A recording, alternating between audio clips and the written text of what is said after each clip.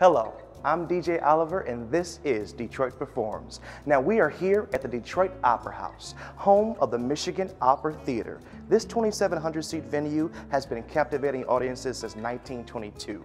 And today, I'm going to take you on a tour of this historic building throughout today's show. But right now though, let's meet up with some University of Michigan students who would have fit in perfectly during the early days of the Opera House. Creating a vaudeville act seldomly seen in present day, here are the Moanin Frogs.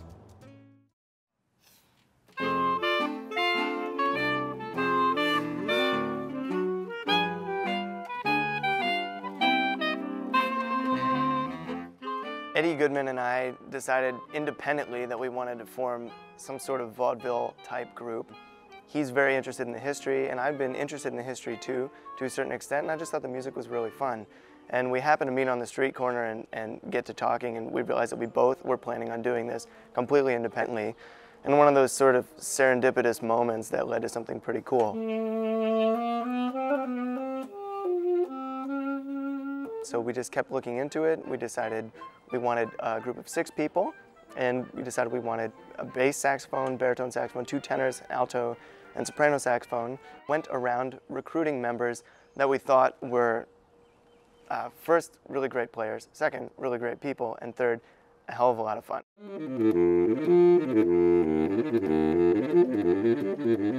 Saxophone is the perfect instrument for many reasons. One of them was that it can kind of fit its way into any style of music that you want to play. Classical, jazz, those are the 2 things that I kind of grew up playing, but for instance, my neighbors were in a Latin band, and I could just kind of go sit in with them. My parents play a lot of Italian folk music, and I can just sit in with them. It's really versatile. It can play loud, soft, it can play sweetly, it can play angrily, it can just pretty much do anything you want it to. And I think that's one reason why it works so well in just any style. We primarily looked at the ragtime era because the saxophone really increased in popularity and growth during the early 1920s. And so ultimately, we wanted to showcase that part of the saxophone's history.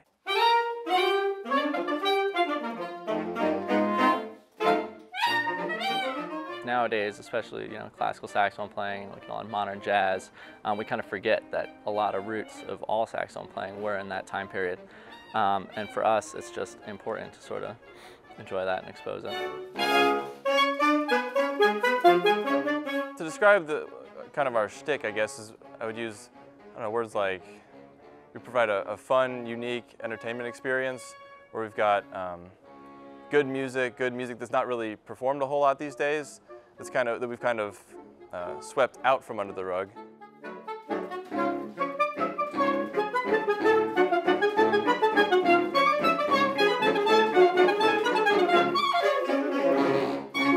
There's this big saxophone player named Rudy Wiedoff, who actually was born in Detroit, and he was responsible for what's called the saxophone craze during this 1920s to 30s period of time. And he actually performed music that was from ragtime to just vaudeville music, and really emphasized the speed, the technique, the humanistic side of the saxophone.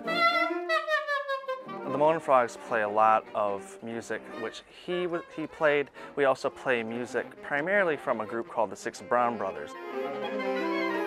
There was a group called the 6 Brown Brothers that was around in the early part of last century, and they were a really big deal. And they were one of the biggest acts, performing acts around.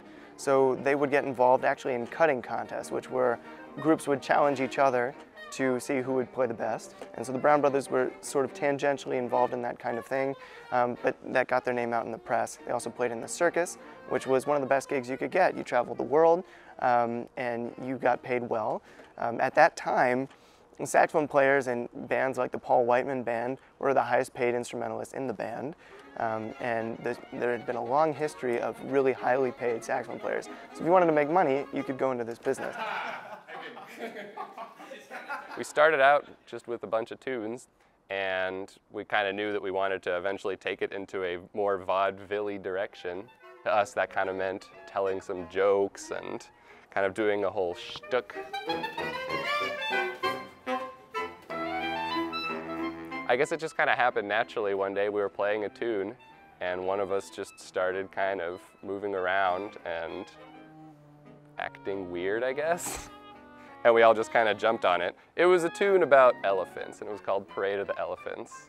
And Jonathan just starts kind of walking around like an elephant and we all sort of do that. That's the kind of thing that started the whole vaudeville aspect of it, which kind of took it more, which made us more than just a group that plays tunes.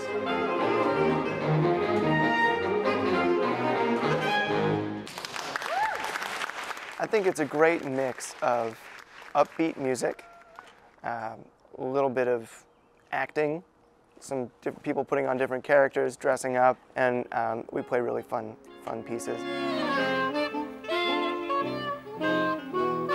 We're playing music from this time period, early 20th century vaudeville, ragtime music, but we also, majority of our pieces are arranged by members of our group. I've written some things and a couple other of the members also.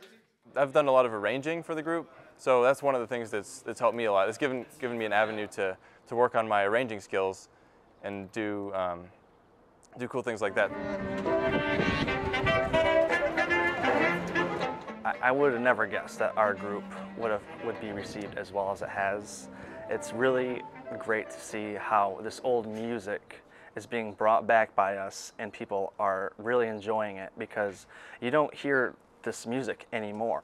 All ages love what they're hearing.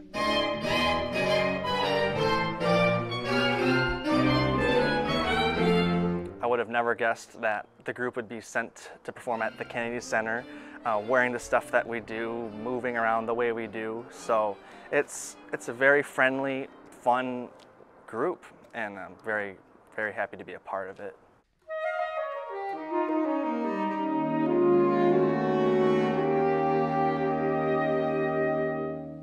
I like to entertain. And I think that's what we do best as a group, is we present fine saxophone playing in a fun, entertaining atmosphere that you don't see a lot in classical saxophone playing these days. And we think it's something unique, and we hope that people laughing in the audience, or you just get a smile and you kind of know that you've done your job.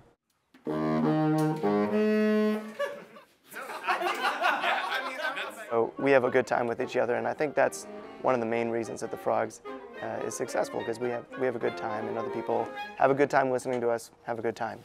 Yeah! Now that is some jiving music they're laying down.